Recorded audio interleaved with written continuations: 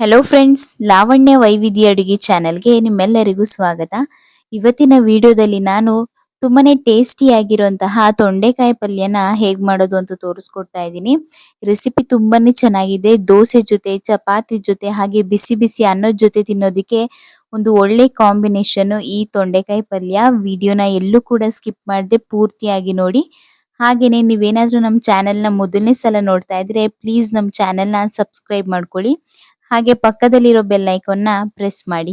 ಬನ್ನಿ ಈಗ ಈ ಟೇಸ್ಟಿ ಆದಂತಹ ತೊಂಡೆಕಾಯಿ ಪಲ್ಯನ ಹೇಗ್ ಮಾಡೋದು ಅಂತ ನೋಡ್ಕೊಂಡ್ ಬರೋಣ. ಮೊದಲಿಗೆ ಈ ತೊಂಡೆಕಾಯಿ ಪಲ್ಯ ಮಾಡೋದಿಕ್ಕೆ ನಾನಿಲ್ಲಿ ಒಂದು ಅರ್ಧ ಕೆಜಿಯಷ್ಟು ತೊಂಡೆಕಾಯಿನ ತಗೊಂಡಿದ್ದೀನಿ. ನಾನಿಲ್ಲಿ ಒಂದು ತೊಂಡೆಕಾಯಿನ 4 ಭಾಗವಾಗಿ ಮಾಡಿದ್ದೀನಿ. ನಿಮ್ಗೆ ಯಾವ ಸೈಜಲ್ಲಿ ಬೇಕೋ ಆ ಸೈಜಲ್ಲಿ ನೀವು ಕಟ್ ಮಾಡ್ಕೋಬಹುದು. ನಾನಿಲ್ಲಿ ಈ ಸೈಜಲ್ಲಿ ಕಟ್ ಮಾಡ್ಕೊಂಡಿದ್ದೀನಿ. ಇದನ್ನ ಆಲ್ಮೋಸ್ಟ್ ಎಳೆದ್ ತಗೊಂಡ್ರೆ ತುಂಬಾನೇ ಚೆನ್ನಾಗಿರುತ್ತೆ. ತುಂಬಾ ಬಲ್ತಿರೋದಾದ್ರೆ ಹುಳಿ ಬಂದ್ಬಿಡುತ್ತೆ. ಅದರಿಂದ ಎಳೆಯಾಗಿ ಹಸಿರು ಆಗಿರೋದನ್ನ ನೀವು ತಗೊಳ್ಳಿ, ಚೆನ್ನಾಗಿರುತ್ತೆ. ಈಗ ಗ್ಯಾಸ್ ಸ್ಟವ್ ಮೇಲೆ ಒಂದು ಪಾತ್ರೆನ ಇಟ್ಟು ಅದಕ್ಕೆ ನೀರನ್ನ ಹಾಕಿ ಕಾಯ್ಲಿಕ್ಕೆ ಇಡಬೇಕು. ಅದಾದ್ಮೇಲೆ ಇದಕ್ಕೆ ನಾವು ಕಟ್ ಮಾಡಿ ಇಟ್ಕೊಂಡಿರುವಂತಹ ತೊಂಡೆಕಾಯಿನ ಹಾಕ್ತಾ ಇದ್ದೀನಿ. ನಾವು ತಣ್ಣೀರಿನ ಜೊತೆನೆ ಇದನ್ನ ಹಾಕೋದ್ರಿಂದ ಅಷ್ಟು ಚೆನ್ನಾಗಿರಲ್ಲ.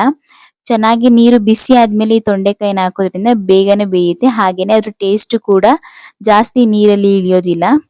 ಈಗ ಇದಕ್ಕೆ ರುಚಿಗೆ ತಕ್ಕಷ್ಟು ಉಪ್ಪನ್ನ ಹಾಕ್ತಾ ಇದ್ದೀನಿ. ಹಾಗೇನೆ ಒಂದು 1/4 ಚಮಚದಷ್ಟು ಅರಿಶಿನ ಪುಡಿನ ಹಾಕಿ ಇದನ್ನ ಒಂದು ರೌಂಡ್ ಚೆನ್ನಾಗಿ ಮಿಕ್ಸ್ ಮಾಡ್ಕೋಬೇಕು. ಮಿಕ್ಸ್ ಮಾಡ್ಕೊಂಡ್ ಆದ್ಮೇಲೆ ಇದನ್ನ ಒಂದ್ 5ರಿಂದ 10 ನಿಮಿಷಗಳ ಕಾಲ ಚೆನ್ನಾಗಿ ಬೇಯಿಸ್ಕೋಬೇಕು.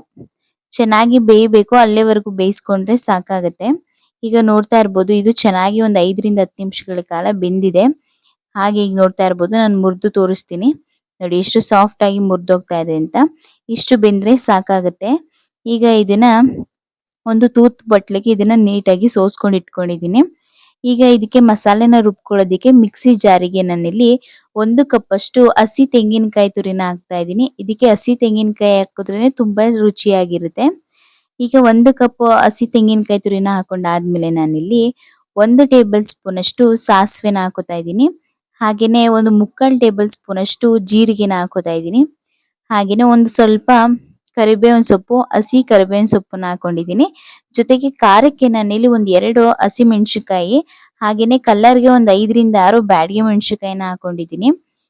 ಜೊತೆಗೆ ನಾನಿಲ್ಲಿ ಹುಣಸೆ ಹಣ್ಣನ್ನ ಒಂದ್ ಅರ್ಧ ಕಪ್ ಅಷ್ಟು ಹುಣಸೆ ಹಣ್ಣು ರಸ ಹಾಕೋತಾ ಇದ್ದೀನಿ. ಒಂದ್ ಸಣ್ಣ ನಿಂಬೆ ಹಣ್ಣು ಗಾತ್ರದಷ್ಟು ಹುಣಸೆ ಹಣ್ಣನ್ನ ಇಲ್ಲಿ ನೆನೆ ಹಾಕಿ ಆ ನೀರನ್ನ ಹಾಕೋತಾ ಇದ್ದೀನಿ.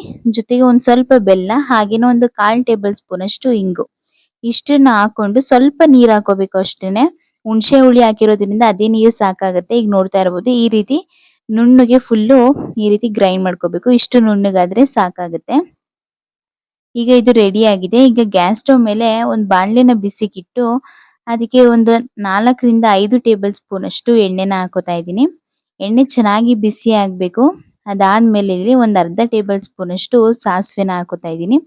ಸಾಸಿವೆ ಚೆನ್ನಾಗಿ ಚಟಪಟ ಅಂತ ಸಿಡಿಬೇಕು. ಅದಾದ್ಮೇಲೆ ಒಂದ್ ಅರ್ಧ ಟೇಬಲ್ ಸ್ಪೂನ್ ಅಷ್ಟು ಜೀರಿಗೆನ ಹಾಕೋತಾ ಇದ್ದೀನಿ. ಈಗ ಇದಕ್ಕೆ ನಾನು 1.5 ಟೇಬಲ್ ಸ್ಪೂನ್ ಅಷ್ಟು ಕಡಲೆಬೇಳೆನ ಹಾಕೋತಾ ಇದ್ದೀನಿ. ಹಾಗೇನೆ 1 ಟೇಬಲ್ ಸ್ಪೂನ್ ಅಷ್ಟು ಉದ್ದಿನ ಬೇಳೆನ ಹಾಕೊಂಡು ಇದನ್ನ ಒಂದ್ ಸ್ವಲ್ಪ ಫ್ರೈ ಮಾಡ್ಕೋಬೇಕು, ಸ್ವಲ್ಪ ಕಲರ್ ಚೇಂಜ್ ಆಗೋವರ್ಗುನು. ಈ ಪಲ್ಯದಲ್ಲಿ ಕಡಲೆಬೇಳೆ ಮತ್ತೆ ಉದ್ದಿನ ಬೇಳೆ ಮಧ್ಯೆ ಮಧ್ಯೆ ಕರುಮ್ ಕುರುಮ್ ಅಂತ ಸಿಗ್ತಾ ಇರ್ಬೇಕಾದ್ರೆ ತಿನ್ನೋದಿಕ್ಕೆ ತುಂಬಾನೇ ಚೆನ್ನಾಗಿರುತ್ತೆ. ಈಗ ಇದನ್ನ ಒಂದ್ 2ರಿಂದ 3 ನಿಮಿಷಗಳ ಕಾಲ ಫ್ರೈ ಮಾಡ್ಕೋಬೇಕು. ಅದು ಸ್ವಲ್ಪ ಕಲರ್ ಚೇಂಜ್ ಆಗಿ ಕ್ರಿಸ್ಪಿ ತರ ಆಗ್ಬೇಕು. ಅದಾದ್ಮೇಲೆ ಇದಕ್ಕೆ ಒಂದ್ ಸ್ವಲ್ಪ ಗೋಡಂಬಿನ ಹಾಕೋತಾ ಇದ್ದೀನಿ. ಈ ಗೋಡಂಬಿನೂ ಅಷ್ಟೇನೆ ಸ್ವಲ್ಪ ಕಲರ್ ಚೇಂಜ್ ಆಗೋವರೆಗೂ ಫ್ರೈ ಮಾಡ್ಕೋಬೇಕು. ಗೋಡಂಬಿ ಹಾಕೋದ್ರಿಂದ ಟೇಸ್ಟ್ ತುಂಬಾನೇ ಚೆನ್ನಾಗಿರುತ್ತೆ. ಇದು ಆಪ್ಷನಲ್, ನೀವು ಬೇಕು ಅಂದ್ರೆ ಹಾಕೋಬಹುದು, ಇಲ್ಲಾಂದ್ರೆ ಬೇಡ. ಈಗ ಇದಕ್ಕೆ ಒಂದ್ ಸ್ವಲ್ಪ ಹಸಿ ಕರಿಬೇವಿನ ಸೊಪ್ಪನ್ನ ಹಾಕೋತಾ ಇದ್ದೀನಿ. ಕರಿಬೇವಿನ ಸೊಪ್ಪನ್ನ ಹಾಕೊಂಡ್ ಆದ್ಮೇಲೆ ಇದನ್ನ ಸ್ವಲ್ಪ ಫ್ರೈ ಮಾಡ್ಕೋಬೇಕು. ಒಂದ್ 2 ನಿಮಿಷ ಫ್ರೈ ಮಾಡ್ಕೊಂಡ್ ಆದ್ಮೇಲೆ ಇದಕ್ಕೆ ಒಂದು 1/4 ಟೇಬಲ್ ಸ್ಪೂನ್ ಅಷ್ಟು ಅರಿಶಿನ ಪುಡಿನ ಹಾಕೋತಾ ಇದ್ದೀನಿ. ಅರಿಶಿನ ಪುಡಿನ ಹಾಕೊಂಡ್ ಆದ್ಮೇಲೆ ಒಂದ್ 5ರಿಂದ 6 ಸೆಕೆಂಡ್ ಅಷ್ಟು ಸ್ವಲ್ಪ ಫ್ರೈ ಮಾಡಿದ್ರೆ ಸಾಕು. ಅದಾದ್ಮೇಲೆ ನಾವೀಗ ರುಬ್ಬಿಟ್ಕೊಂಡಿದ್ವಲ್ಲ ಮಿಶ್ರಣ, ಅದನ್ನ ಹಾಕ್ತಾ ಇದ್ದೀನಿ. ಮೊದ್ಲಿಗೆ ಇದಕ್ಕೆ ನೀರನ್ನ ಹಾಕೋಬಾರ್ದು. ಈ ಎಣ್ಣೆ ಜೊತೆನೆ ಈ ಮಸಾಲೆನ ಹಾಕಿ ಸ್ವಲ್ಪ ಡ್ರೈ ಆಗಿ ಇದನ್ನ ಫ್ರೈ ಮಾಡ್ಬೇಕು. ಸ್ವಲ್ಪ ಹಸಿ ವಾಸನೆ ಎಲ್ಲ ಹೋಗ್ಬೇಕಲ್ವಾ, ಅದರಿಂದ ಇದನ್ನ ಸ್ವಲ್ಪ ಹಾಗೇನೆ ಐ ಫ್ಲೇಮ್ ಅಲ್ಲಿ ಇದನ್ನ ಚೆನ್ನಾಗಿ ಫ್ರೈ ಮಾಡ್ಕೋಬೇಕು. ಅದ್ರ ಹಸಿ ವಾಸನೆ ಎಲ್ಲ ಹೋಗೋವರ್ಗುನು, ಮತ್ತೆ ಎಣ್ಣೆ ಬಿಟ್ಕೊಳ್ಳುತ್ತೆ ಅಲ್ಲಿವರೆಗೂ ಇದನ್ನ ಚೆನ್ನಾಗಿ ಈ ರೀತಿ ಫ್ರೈ ಮಾಡ್ತಾ ಇರ್ಬೇಕು. ಈಗಾಗ್ಲೇ ನಾವು ತೊಂಡೆಕಾಯಿನ ಬೇಯಿಸಿ ಇಟ್ಕೊಂಡಿರೋದ್ರಿಂದ ಈ ಮಸಾಲೆ ಜೊತೆ ಅದನ್ನ ಜಾಸ್ತಿ ಬೇಯಿಸುವಂತ ಅವಶ್ಯಕತೆ ಇರಲ್ಲ.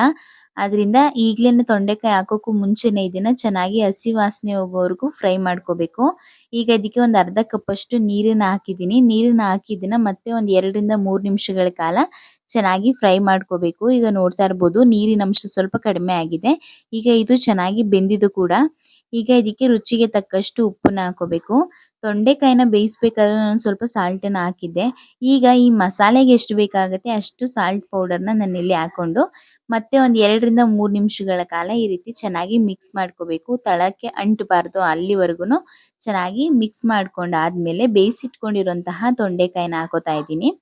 ತೊಂಡೆಕಾಯಿನ ಹಾಕೊಂಡಾದ್ಮೇಲೆ ಈ ರೀತಿ ಫಸ್ಟಿಗೆ ನೀಟಾಗಿ ಮಸಾಲೆ ಜೊತೆ ಈ ತೊಂಡೆಕಾಯಿನ ನೀಟಾಗಿ ಮಿಕ್ಸ್ ಮಾಡ್ಕೋಬೇಕು. ಮಿಕ್ಸ್ ಮಾಡ್ಕೊಂಡಾದ್ಮೇಲೆ ಈಗ ನೋಡ್ತಾ ಇರ್ಬೋದು ಚೆನ್ನಾಗಿ ಎಲ್ಲ ಮಿಕ್ಸ್ ಆಗಿದೆ. ಈ ರೀತಿ ಮಿಕ್ಸ್ ಮಾಡ್ಕೊಂಡಾದ್ಮೇಲೆ ಈಗ ಇದಕ್ಕೆ ಒಂದು ಅರ್ಧ ಕಪ್ ಅಷ್ಟು ಮತ್ತೆ ನಾನಿಲ್ಲಿ ನೀರನ್ನ ಹಾಕೋತಾ ಇದ್ದೀನಿ. ಸ್ವಲ್ಪ ನೀವು ನೀರನ್ನ ಜಾಸ್ತಿ ಕೂಡ ಹಾಕೋಬಹುದು. ಅಂದ್ಕೊಂಡು ತುಂಬಾನು ಹಾಕೋಬಾರ್ದು. 1 ಕಪ್ ಅಷ್ಟು ಹಾಕೋಬಹುದು. ಏಕೆಂದ್ರೆ ಅನ್ನದ ಜೊತೆ ಇದನ್ನ ಮಿಕ್ಸ್ ಮಾಡ್ಕೊಂಡು ತಿಂದ್ರೆ ತುಂಬಾನೇ ಚೆನ್ನಾಗಿರುತ್ತೆ. ಈಗ ಈ ತೊಂಡೆಕಾಯಿ ಪಲ್ಯ ರೆಡಿ ಆಗಿದೆ. ಈಗ ಗ್ಯಾಸ್ ಸ್ಟವ್‌ನ ಆಫ್ ಮಾಡ್ಕೋತಾ ಇದ್ದೀನಿ. ತುಂಬಾನೇ ಸಿಂಪಲ್ ಆಗಿ ಹಾಗೆ ಕ್ವಿಕ್ ಆಗಿ ಯಾರು ಬೇಕಾದ್ರೂ ಕೂಡ ಮಾಡ್ಕೋಬಹುದು. ಸಾಂಬಾರ್ ಇಲ್ಲ ಅಂದ್ರೂ ಕೂಡ ಈ ರೀತಿ ತೊಂಡೆಕಾಯಿ ಇದ್ದಾಗ ಪಲ್ಯ ಮಾಡ್ಕೊಂಡ್ರೆ ಅನ್ನದ ಜೊತೆ ತಿನ್ನೋದಕ್ಕೆ ಬಿಸಿ ಬಿಸಿಯಾಗಿ ತುಂಬಾನೇ ಚೆನ್ನಾಗಿರುತ್ತೆ. ಹಾಗೆ ದೋಸೆ, ಚಪಾತಿಗೆ, ರೊಟ್ಟಿಗೂ ಕೂಡ ಇದು ತುಂಬಾ ಒಳ್ಳೆ ಕಾಂಬಿನೇಷನ್. ನೀವು ಕೂಡ ಒಂದ್ಸಲ ಮನೇಲಿ ಟ್ರೈ ಮಾಡಿ ಹೇಗ್ ಬಂತು ಅಂತ ತಿಳಿಸಿ. ಹಾಗೆ ನಿಮ್ಗೇನಾದ್ರೂ ಈ ವಿಡಿಯೋ ಇಷ್ಟ ಆಗಿದ್ರೆ ಪ್ಲೀಸ್ ಈ ವಿಡಿಯೋನ ಲೈಕ್ ಮಾಡಿ, ಶೇರ್ ಮಾಡಿ, ಹಾಗೆ ನಿಮ್ಮ ಒಪಿನಿಯನ್ನ ಕಮೆಂಟ್ ಮಾಡಿ ತಿಳಿಸಿ. ಹಾಗೆ ನೀವು ಇನ್ನೂ ನಮ್ಮ ಚಾನೆಲ್‌ನ ಸಬ್ಸ್ಕ್ರೈಬ್ ಆಗಿಲ್ಲ ಅಂದ್ರೆ ಪ್ಲೀಸ್ ನಮ್ಮ ಚಾನೆಲ್‌ನ ಸಬ್ಸ್ಕ್ರೈಬ್ ಮಾಡ್ಕೊಳ್ಳಿ. Thank you.